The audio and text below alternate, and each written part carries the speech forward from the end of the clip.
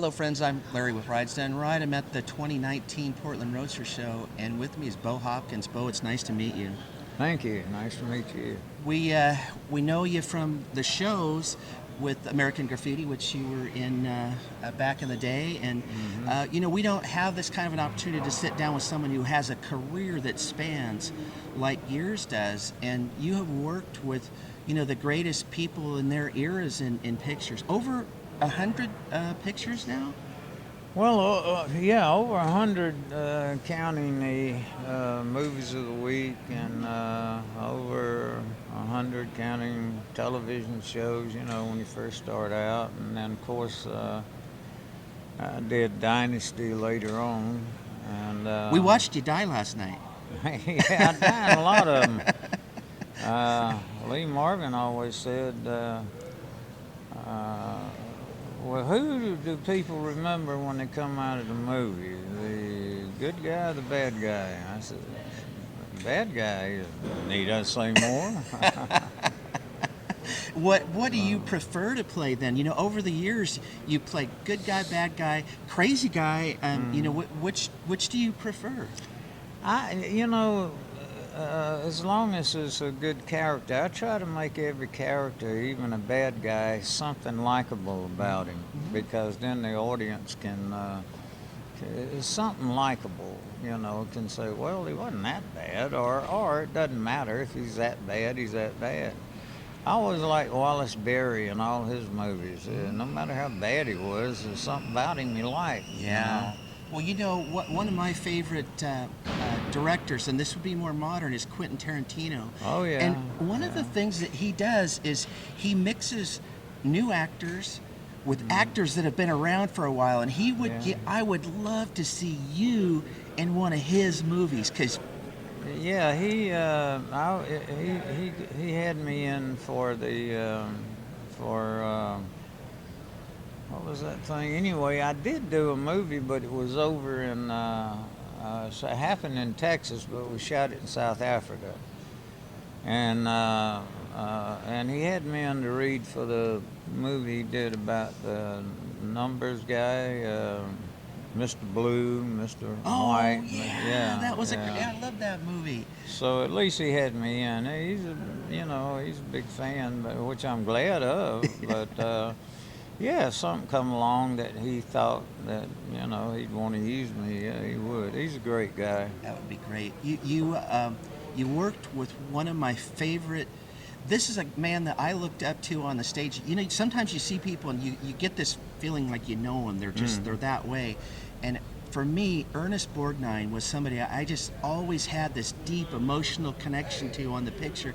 And would have loved to have met him in real life, because I bet he was that real, huggable, just... He was. He was like a father to me up until the day he died. In fact, I went to see him a week before he died, and I had to go to South Carolina. I'd go to his house at least once every 2 weeks and sit in and we'd talk. And he had a great admiration for Lincoln. He had a Lincoln... all kinds of things from Lincoln in a memorial room he had, and I'd take friends over. He was one of the nice people in the business. Another great friend was Morgan Woodward, who just passed away, and he was another gentleman, another great actor who was just a gentleman. And Strother Martin, who was a good friend, and Dub Taylor, I was so blessed that they had come to my daughter's birthday every year until she was 21, and I identified with them because they were real people. Yes. And Ben Johnson and Dobie Carey. And I just been blessed. And not only that, Lee Marvin, Bill Holden got me in 2 pictures after the Wild Bunch. You came right onto the scene and met all these people. I came at the end of an era. Yeah. And I was so blessed to work with these great people. And learned a lot from them. I was on the set watching, them. Peckinpah, I like to be around. Of course, he always had me fire gun, put a full load in it, and I'd fall on my ass. But I learned a lot from what to do, what not to do, things like that. But they were very professional. And Bill Holden bought my girlfriend Selma, who spoke 4 languages. Ended up she went to my second picture that Holden got me in was Bridget Remagen. I was supposed to be on that picture for 8 weeks. I was on it 8 months because the Russians invaded halfway through the movie. Wow. That's how I bought my home in '69. But I got to visit, Selma was going to the University of Geneva, and so from Prague I'd fly over and meet her in Geneva. And because she spoke, 4 languages, French, we traveled a lot. And that was my education, because I got kicked out of school in 8th grade, and I studied at night, parking cars, but traveling to Mexico, my first picture in Paraz, I learned a lot by traveling. Then I started reading biographies, autobiographies, and she took me to plays. And I got educated through all the countries that I went to. Very interested in other countries and how they live. Bo, a lot of people don't realize this too, is that when you traveled back in the day, it wasn't like today. When you travel today, a lot of these countries know English, and so you go places and you can talk to people. But back in the day, they only knew the language that their country was. And that was good, because Selma was living with a French family that only spoke French, so she brushed up, and that's how she learned it. And I stayed with them and picked up on a few words. I was there, God knows, I guess. 6. Well, we filmed, because when the Russians invaded, we had to go to Austria. While we were there, they were rebuilding a bridge in Italy, and behind the Pope's summer home. So Selma and I went to Malmo, Sweden, and we visited. And then, of course, we went to Paris and got to visit the Louvre, and I got to learn a lot. And then when I'm in Italy, I go visit the museum where Leonardo da Vinci had his paintings, and then I went to see Raphael's paintings. And because, I don't know for what reason, I went to see Raphael's tomb. And of course, later on in life, I started watercoloring, and my wife's from England, and she bought me watercolors for 2 years in a row, and of course I never picked it. And then finally, she'd write a little note, and I started watercoloring. And then I was in a book with all the great actors can really paint. I think I was the only primitive painter in there, and that was a big thrill. I was in between Henry Fonda and and Tony Curtis. But it was a great thrill. And I had a book on Raphael. He died when he was 33. Can you imagine what he would have done? He surpassed his teachers. I looked at the paintings. I mean, he was born with a gift. I think all of us are born with a gift. Some of us never find it. I found it late, in the 20s. Hell, I'd been in reform schools, and I had to go in service or go to reform schools. So. But I think you're born with a gift. Some of us find it, some of us don't want to find it, and some of us are blessed to find it, and I was. And I love the art, so it must. I mean, it's a real fulfilling thing, because you create and then you look at it. That's right, and then you learn to appreciate. I went to see Phantom of the Opera. I went to see the Poncho, and God, as you get older, you lose your Man of La Mancha, and God, I was mesmerized, and but that goes to show you, even it goes back to biblical times when they had storytellers, and they made it so real. Oh yeah.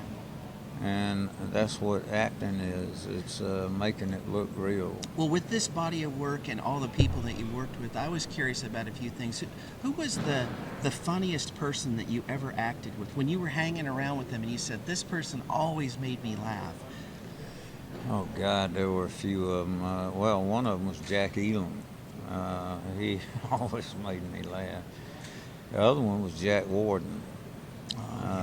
Always, and I didn't break up easy, but Jack Warden could just with a, and Jack Elam would die going this way, and he knew it. And Burt Reynolds and I laughed a lot. Yeah, we could crack each other up, and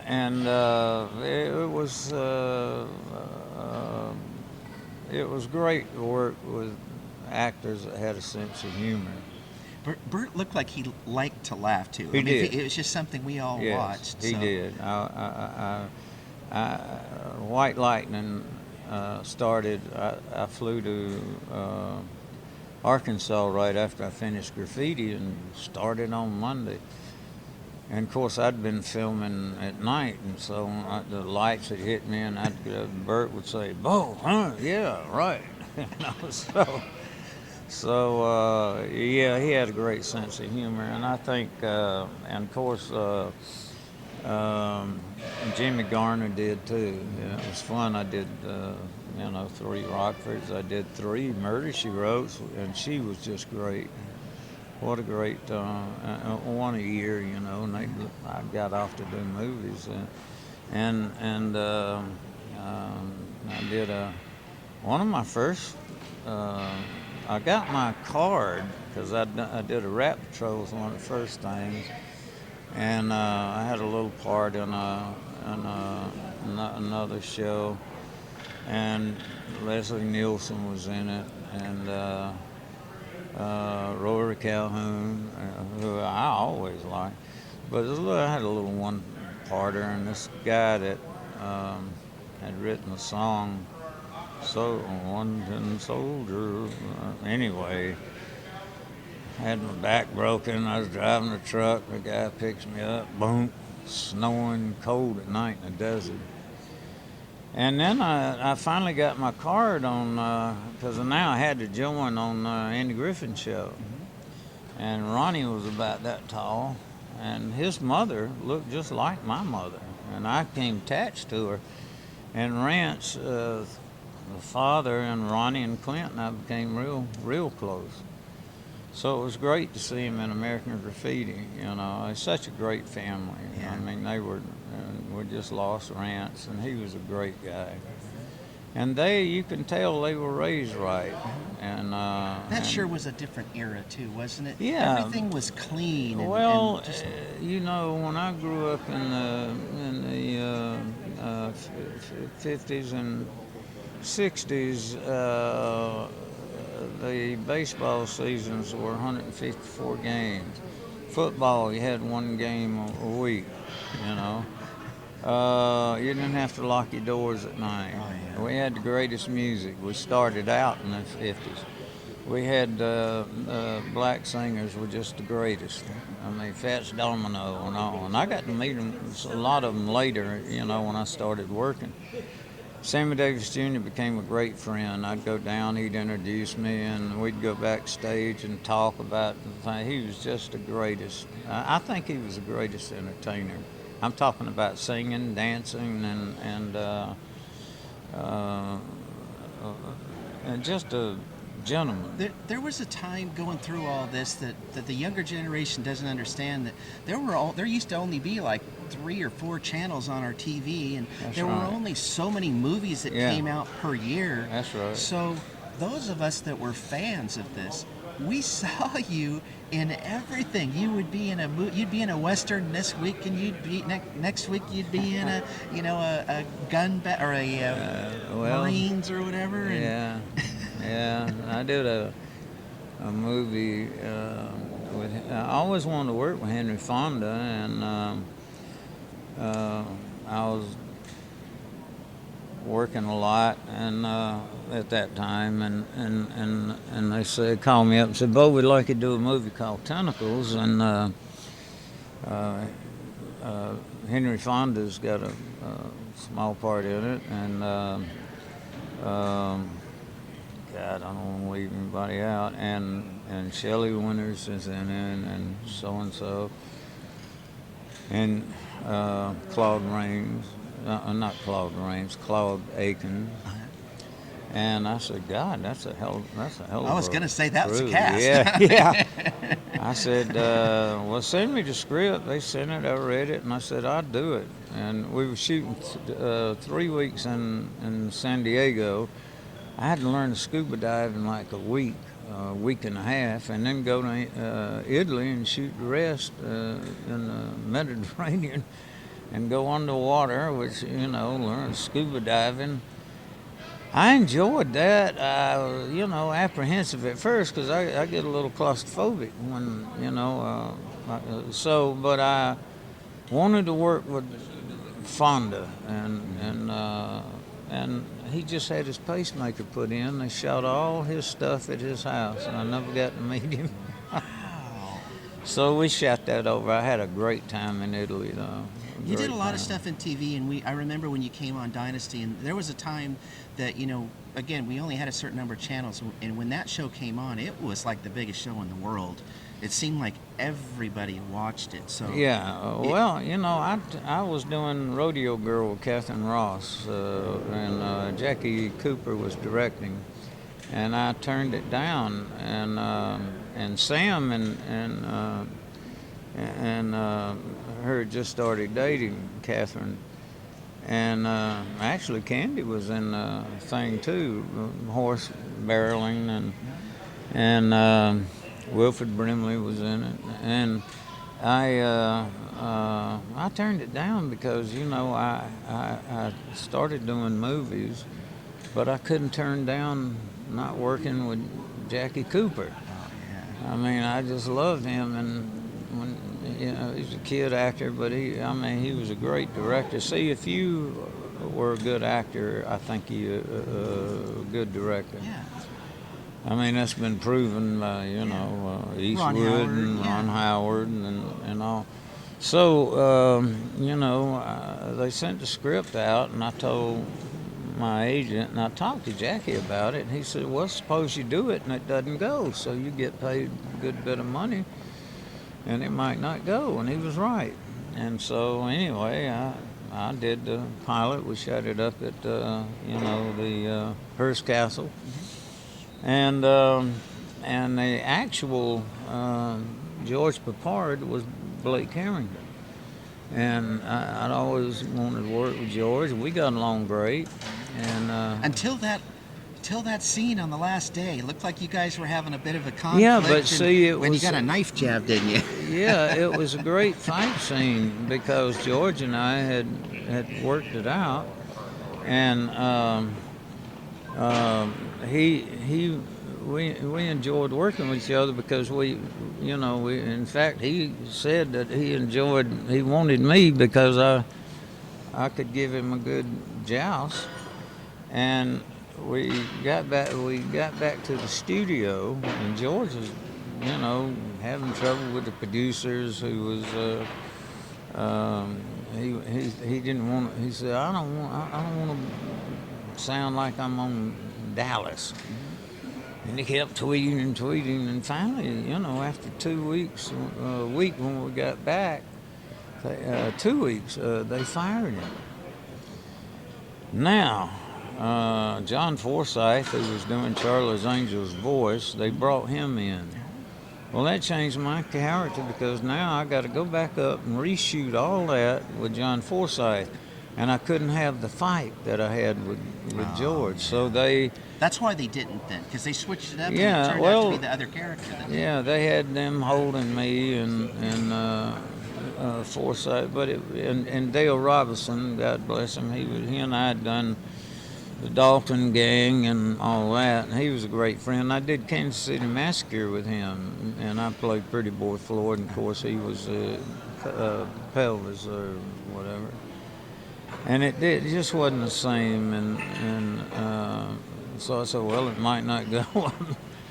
And I got back, and a week later, of course, they picked up 12 episodes. Well, I'm in 9 of them, pretty strong. And so, on one hand, I was thinking money, and on the other hand, I was thinking, oh, God, suppose this thing goes 5 years, I just, and it's nothing against that. My agent's thinking money, and and I'm thinking, Christ, when I was in New York, I wanted to be a movie actor, which had nothing to do with ego. It had to do, I'd be doing different parts. And one of the first big parts I had was working with Stanley Kramer in the court martial Lieutenant William Calley. Most dialogue I'd ever done in all the movies I've ever done, and working with him was the biggest thrill I ever had. And he used to call me Steamboat, that was his nickname. And I had to interrogate 28 people, so that was a big thrill, and we became great friends. So anyway, make a long story short, at least I did do that. I worked with my hero, Stanley Kramer. And then when I did the 12 episodes, and then they weren't bringing back Dale Robinson. They weren't bringing back the oil fields, which I was a geologist. And they let us, all go. I just bought in my hometown, my mother always wanted a lake house. I bought a big lake house, and my friends built it, put in a tennis court, And so it was what my instincts were telling me in the very beginning came true. And so Dynasty was let's just say one of those bad marriages you don't know.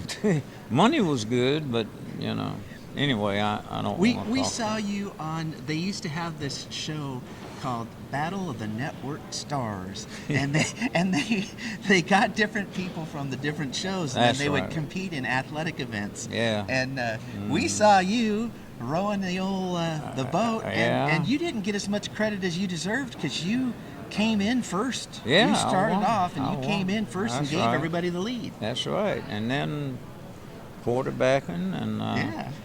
Yeah, I enjoyed that because we were all out there, and of course I've been an athlete all my life, and playing softball with the big boys when I was 12 years old. I enjoyed that, and the pay was good, and I got to be interviewed by Howard Cosell. Yeah, I big totally thrill. Yeah, remember that guy. He was so funny because he narrated the whole thing, and he was so opinionated too. I know, yeah. And here we have Bo Hopkins, everything had to be a He ripped on you some too. Yeah, I thought that was pretty funny. Yeah. I'm sure he did it because he knew you and liked you. But oh yeah. You worked with a lot of beautiful women over the years too. And was there ever like one or two that you just said, this is the most stunning person I've ever seen? Because you were on Dynasty as well, but I mean, I think probably. I was doing the Man Who Loved Cat Dancing with Burt. My mother came down with cancer, and Sarah Miles stayed up all night with me, and we had dated a couple of times before that. We used to go across the border and drink tequila, come back, and her and I could name a lot of actresses I've dated or whatever, but and a lot of friends. And in the book I mention a lot of names, but I don't throw anybody on the bus. Look, you figure out what you want to figure out. Well, let's quickly, before, as we're tying this up, I want to make sure that everybody understands that you are doing an autobiography, and your life is going to be put into a book, and people are going to be able to really get the details and behind the scenes on things. Well, it might be some kid to read from whence I came, what I had to overcome, and still working on it. And maybe they'll say, well, hell, if he did it, I can do it. And with a lot of luck, and hard work and breaks, I've been very blessed to work with the greatest people ever in this business. And I come along to the end of an era with Holden and great actors, and Lee Marvin, who was a World War II hero, buried in Arlington, and his wife Pam, just the greatest friends. He played in an awful lot of war movies too. So. Well, he was a World War II hero who never talked about it. Nobody knows I he's didn't buried. know that about No, he's buried in Arlington, but he never talked about it. Audie Murphy was another one. I used to park his car at the Universal at the Gene Autry Hotel. I got Rod Carew gave me his All-Star ring when I was doing Dynasty. I took him on the set, and he one of the greatest hitters of all time. So I've been so blessed to work with great people, and I want to write the book to pay homage to the people that come along before me, and so hopefully we want to make sure that people can get access to that. So you guys that are watching the video, look for the links. We'll actually have links off of our website as well to make sure that you can get to it and see the book. And Bo, I can't tell you how much I appreciate you taking the time with us to sit down. And I also want to make sure that thank you so much for your service. I know that you had served in what you did, and I thank you so much for all that you've done for all of us. Well, thank you for having me. It's been a pleasure. Thank you so much. You haven't made me angry. I like that. I like that. That's good. We'll see you guys next time.